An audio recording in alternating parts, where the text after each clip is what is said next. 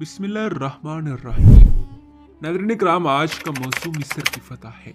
مصر کو فتح کرنے کے بعد سلطان سلیم نے مصر کے نظام کو کس طرح سنبھالا۔ ناظرین اکرام، کرت بے کے قتل کے بعد قاہرہ کے فتح ہو جانے کے بعد بھی تومان بے جو کرت بے کا ساتھی تھا بالکل مایوس نہ ہوا۔ چونکہ مملوکوں کی بہت بڑی تعداد قتل ہو چکی تھی، اس لیے اس نے مملوک سلاطین کے سابق روایات کے برخلاف عربوں کو اپنی فوج میں داخل کرنا شروع کر دیا اور چند دنوں تک کامیابی کے ساتھ عثمانی دستوں کا مقابلہ کرتا رہا۔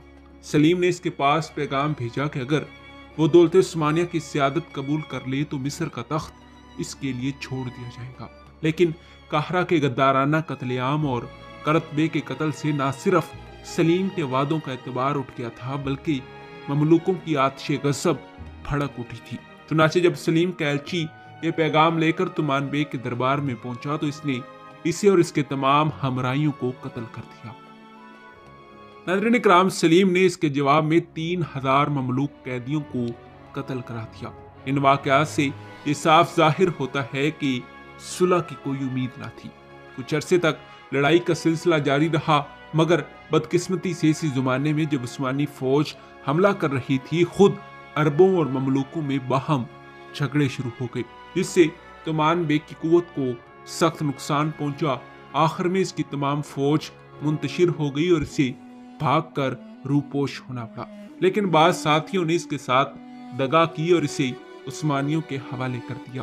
ناظرین اکرام، سلطان سلیم کو جب اس کی گرفتاری کی اطلاع ہوئی تو وہ جوش و مسرت میں چلا اٹھا کہ الحمدللہ مصر اب فتح ہو گیا۔ بہرحال اس نے شروع میں تومان بے کے ساتھ مناسب عزت و احترام کا سلوک کیا، لیکن چند دنوں کے بعد غزالی اور خیر بے نے تومان بے کے خلاف اس کے کان بھرنا شروع کیے اور اسے یقین دلایا کہ تومان بے کو آزاد کرانے کے لیے ایک زبردست سازش کی جا رہی ہے۔ ناظرین اکرام، سلیم نے ان غداروں کے فریب میں آ کر تومان بے کو بھی قتل کر دیا۔ سلاطین مصر کے مملوکی سلسلے کی آخری کڑی تھی جو 17 اپریل 1517 عیسوی کو ٹوٹ گئی۔ ناظرین اکرام، اب مصر بھی فتح ہو گیا، لیکن اس کے نظم و نسق کا مسئلہ بہت مشکل تھا۔ باوجود اس کے کہ مملوکوں کی قوت ٹوٹ چکی تھی، سلیم کو ان کی طرف سے اطمینان نہ تھا، اور چونکہ مصر قسطنطنیہ سے بہت زیادہ فاصلے پر واقع تھا، اس لیے مملوکوں کی بغاوت کا اندیشہ اور بھی زیادہ قوی تھا۔ اس خطرے کو دور کرنے کے لیے سلیم نے مصر کا دستور حکومت مرتب کرتے وقت جو چیز خاص طور پر پیش نظر رکھی وہ یہ تھی کہ حکومت ملک کے مختلف طبقوں میں اس طرح تقسیم کر دی جائے کہ دولت عثمانیہ کے خلاف ان کے باہم متحد ہونے کا امکان کم سے کم رہ جائے۔ ناظرین اکرام، چنانچہ اسی غرض سے اس نے نہ تو مملوکوں کا بالکل قلع کما کر دیا اور نہ ان کے سرداروں کو سرکیشیا سے نئے غلام بھرتی کرنے سے روکا۔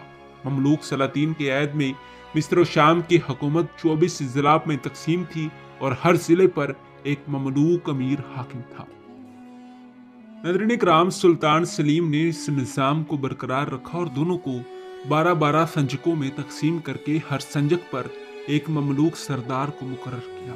مرکزی حکومت کے لیے اس نے ایک مجلس مقرر کی جو دیوان کبیر کے نام سے موسوم تھی۔ اس کا صدر پورے ملک کا والی بنایا گیا۔ سلیم نے اس عہدے پر خیر بے کو مقرر کیا، لیکن چونکہ وہ اپنے سابق آقا کانسوا گوری کے ساتھ غداری کر چکا تھا، اس لیے سلیم نے اس کی بیویوں اور بچوں کو ضمانت کے طور پر یورپ بھیج دیا۔ اس طرح غزالی شام کا والی مقرر ہوا۔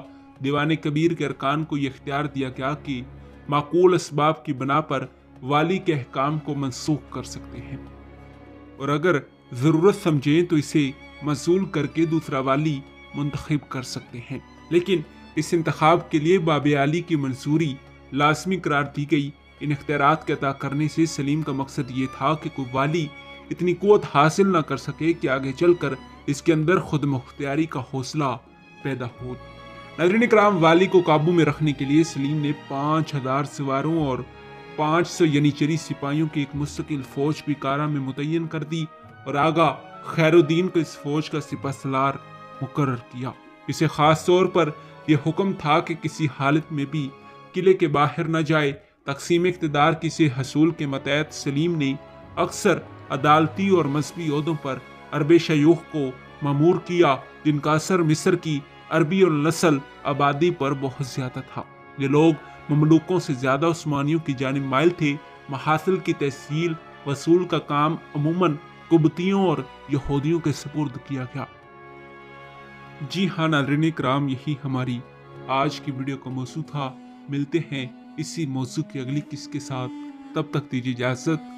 خدا حافظ۔